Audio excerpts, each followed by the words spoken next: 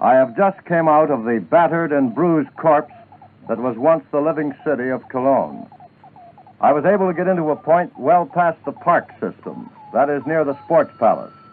But even there, a mile or so from the heart of what used to be Cologne, one could see the desert of waste and rubble that was once romantic, gay Cologne.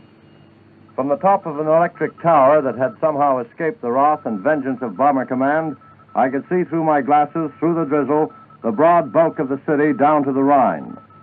Standing brooding over the ruins of the city was a beautiful cathedral, a monument to the uncanny accuracy of Bomber Command navigators and bomb aimers. Acre on acre of rubble surrounds the Gothic-style cathedral.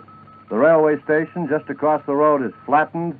The great marshalling yards and rail lines spinning out from the heart of the city, like so many threads of a giant spider web, were lying twisted and torn.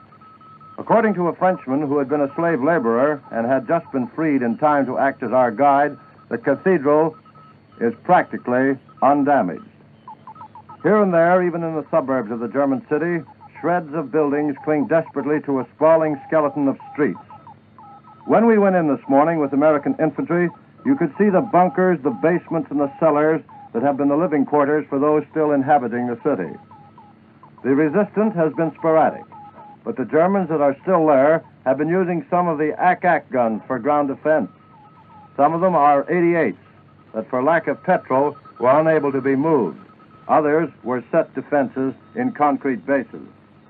The Americans, however, were quickly getting the upper hand, simply by maneuver, for with them, there is certainly no shortage of petrol. On the way to Cologne, we passed through many German towns and small cities, Jülich and Düren and many others, all in ruins like the great Rhineland city, but pocket additions compared to the devastation of Cologne. One did not have to spend much time even in the suburbs to see that patience and perseverance of Bomber Command has indeed been well rewarded. In several of the outlying towns, we passed German civilians in the cold rain, pushing bicycles, push carts, anything with wheels, all packed to the roof with their personal belongings.